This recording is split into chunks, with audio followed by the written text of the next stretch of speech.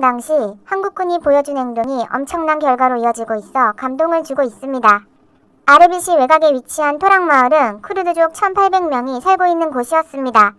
2005년 자이툰 부대가 이곳을 처음 찾았을 때는 주민들이 차가운 경계의 눈빛을 거두지 않았습니다. 쿠르드족은 산 외에는 친구가 없다는 속담이 있을 정도로 이민족을 경계하기로도 유명합니다. 자이툰 부대는 이 마을에서 의료 지원과 시설 보수, 구호 활동을 이어갔습니다. 하루 동안 220여 명의 환자를 치료했고 초등학교 담장도 고쳐줬습니다. 그렇게 일주일 후 자이툰 부대가 이 마을을 다시 찾았을 때는 초등학교 교실에 웰컴 코리아 친구들이라는 글씨가 쓰여져 있었습니다. 임시 진료소 앞에는 500여 명의 인파가 몰려들었고 주민들의 분위기는 처음과는 확연히 달랐습니다. 먼저 손을 내밀어 악수를 청하는 주민들도 많았고 마치 오랜 친구처럼 한국군을 맞이했습니다.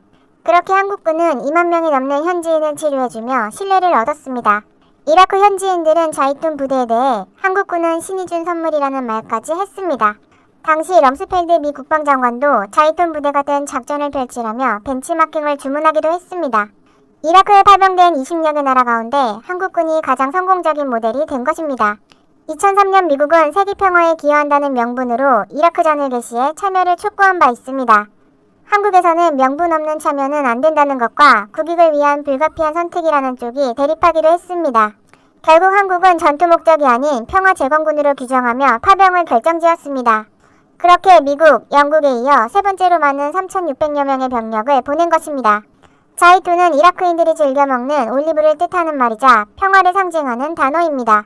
병원 운영을 통해 진료 5만 건, 수술 700건을 진행했고 고아원, 양로원 등 20개 시설을 개보수했습니다. 학교 58개를 신축했고 우물 83개를 만드는 등 재건에도 앞장섰습니다.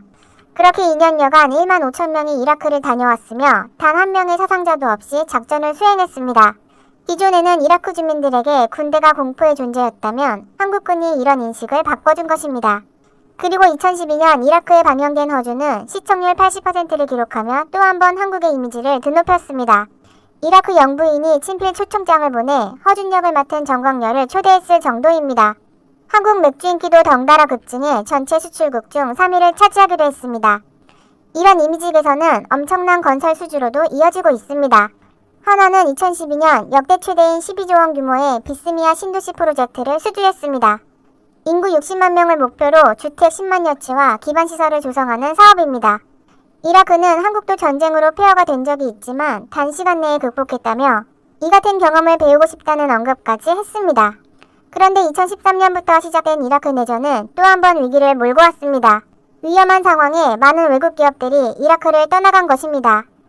하지만 하나건설은 공사를 천천히 하는 슬로다운을 택하면서 이라크에 남았습니다.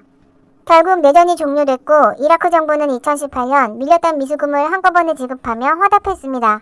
하나는 주택 3만 가구 이상을 준공해 이라크 정부에 인도했습니다. 현재 비스마야 신도시에는 입주 후 행복해하는 이라크 어린이들의 모습을 볼 수 있습니다. 다 건설되려면 앞으로도 6년 정도가 남았지만 끝까지 신뢰를 지키는 상황입니다. 그런데 2018년 이라크 내전 종료 후 한국의 수준은 더욱 빨라지고 있습니다. 이라크 장관도 재건 사업에 한국 기업의 참여를 적극 요청해 왔습니다. 2019년에는 2조 9천억 규모의 해수처리 플랜트 사업을 현대건설에 맡겼고 작년 10월에는 2조 원 규모의 이라크 바스라 정유공장 고도화 설비도 발주했습니다. 현대건설 관계자는 지난 2차례 이라크 전쟁 중 현지에 끝까지 남아 신뢰를 보였기에 수주한 것이라고 밝혔습니다. 그리고 대우건설도 지난달 30일 이라크로부터 3조 원 규모의 신항만 프로젝트를 수주하기로 했습니다. 2013년 경쟁 입찰을 통해 신항만 방파제 공사를 따낸 이후 현재까지 4조 1천억 규모의 계약을 싹쓸이 한 것입니다. 특히 이번 계약은 경쟁 입찰보다 훨씬 큰 수익을 안겨주는 수익 계약으로 체결됐습니다. 작년 9월 이라크에 1만 8천회 분량의 진단키트를 기증하며 신뢰를 쌓는 등의 노력을 했기 때문입니다. 이로써 대우건설은 2020년에만 해외에서 5조 8,800억 원의 수주고를 올려 목표액을 달성했습니다. 이라크는 한국보다 4배나 크지만 국경선에 걸친 해변이 수십 킬로미터에 불과해 바닷길을 열기 위해 안간힘을 쓰고 있습니다.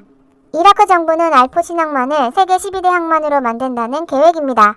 이에 연결철도, 배후 단지 조성, 해군기지 건설 등 대형 후속공사도 대우건설이 따낼 가능성이 큰 상황입니다.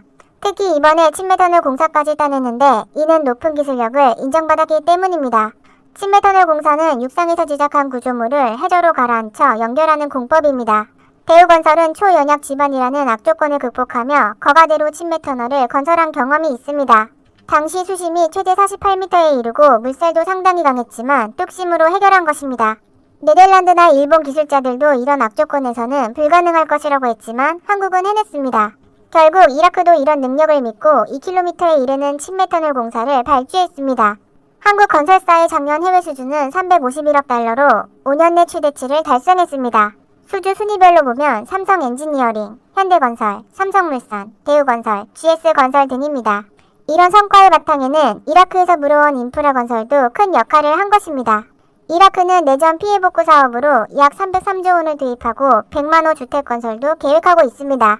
한국은 기회를 놓치지 말고 지속적 신뢰를 얻어 더욱 도약하길 바랍니다. 좋아요와 구독, 알림 설정은 컨텐츠 제작에 큰 힘이 됩니다. 지금까지